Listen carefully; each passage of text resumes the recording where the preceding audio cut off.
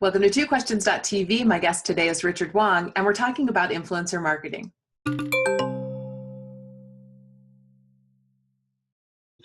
Welcome to twoquestions.tv. I'm Susan Baroncini-Moe. Joining me today is Richard Wong, the VP Marketing and Creator Relations at #paid. He's a seasoned marketer who came from Procter & Gamble and Johnson & Johnson and moved into the tech world, including growing Google's source for insights, trends, and research in digital marketing. Hi, Richard. Welcome to the show. Hey, thanks for having me. What an impressive background. Thank you. I guess I've lucked out. I've had some fortunate, fun moves, got to work on some really awesome brands, got to tackle on some really fun projects, and now this is my latest adventure. Well, I'm excited to talk to you about this latest adventure. Influencer marketing is on the rise. Why is it growing so much, and why is it effective even or especially at the micro influencer level? Yeah, I think that this part, and I think I was fortunate that when I got into my career, it was like a really interesting time because when I was at Procter & Gamble, like Twitter just launched. And so it was that point where, okay, well, social media networks and digital has only really started becoming a real big thing probably within the last 10 years. And when you think about like the whole evolution, like back then, like Facebook was just, you had a wall that your friends could pick you on stuff like that. Now what that's done is it's transformed the complete community. And if you think about also technological advancements in our phones and our computers and camera equipment and creating content and like having even you or be able to run your own show. These are things that, because those barriers to entry have become so much lower, and because social media networks have now allowed people to develop such a big audience and have a huge distribution, it's allowed people who I call the democratization of creative talent. Yeah. That whole part of this is that, like, if you are talented and you're passionate, if you have kind of a vision, you can develop a huge following, or maybe not so big following, but at least a micro level of following, anything like up to 100,000. And you can command like a really great audience who are passionate with certain topic areas. I remember even when I was working on the YouTube team, there was someone who was so passionate about cleaning that she created her own YouTube channel about cleaning. I would watch that. Totally, right? And like when I'm cleaning my place, I want to learn from a cleaning expert. YouTube and Instagram and a lot of those other type of platforms has enabled us to be able to have those type of services, like those type of channels, and people can create content on that. I remember always joking that with a couple of my other buddies, like if we ever tried to pitch a food network on like a bunch of guys getting together, going to go to fast food places and going to drink a lot of alcohol and like make our own little like cooking show with a bunch of those, nobody would greenlight that.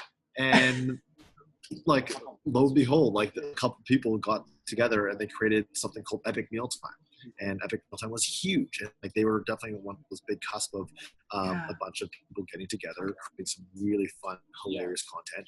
Just had fun with it, and that's what we can do. So for a lot of the marketers and brands, they can partner up with these people who commanded an amazing, fun audience, who create fun, great content, all around people who are passionate about certain, whether it's cleaning or hilarious food concoctions that they can end up making. That's an amazing opportunity for brands to participate with those people who create content. Yeah. Well, influencer marketing is such an interesting thing because I think that sometimes people think, oh, influencer marketing, totally separate thing from traditional forms of media. But TV advertising and influencer marketing, other kinds of advertising and influencer marketing, they're not mutually exclusive, right? Like you can do these things, you can do them together. Yeah, absolutely. So that's what we're finding so much is that the I guess the barrier, the line between traditional media and social media has absolutely been blended together. Yeah. We're seeing a ton of different groups come together where they've launched something on TV with just generating mass amounts of awareness, but there's also social media, which that's where a lot of people are spending more and more of their time every day.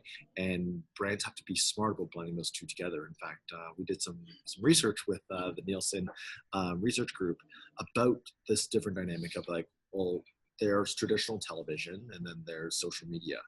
how do you blend those two together? How do you make sure that both those can really work well together? What purpose does each Nielsen and like the TV stuff like that work versus what's the purpose of social media?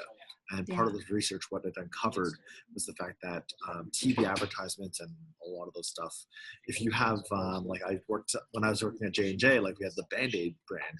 The Band-Aid jingle is so catchy in your head that people like it gets stuck in your head that when the commercial comes over there with like the big product shot and like all the different science parts that go into it, like those are really effective at like getting us to remember any new products, anything about the brand. But so from an intellectual like brain stimulation side, like we're aware of it, but one of the things we uncovered with the Nielsen research was the fact that influencer marketing, when you see whether it's like moms talking about like what Band-Aids mean to them or how they integrate it within their lives, or any of these different type of products that we end up showcasing, that part affects us much more emotionally.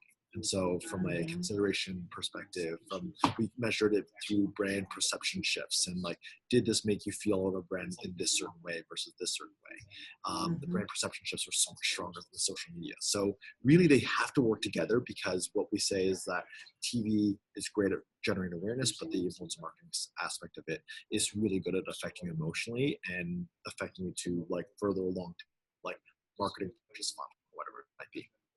It's so interesting. I mean, I feel like there's a lot to unpack here. Do you want to join me for an after show? Yeah, absolutely. Okay. All right. So stay here. Thank you for joining me on this show. And we're going to go into the after show now. Viewers, if you want to watch the after show, you have to go to twoquestions.tv. That's our URL. So thanks for watching this show. We'll see you next time.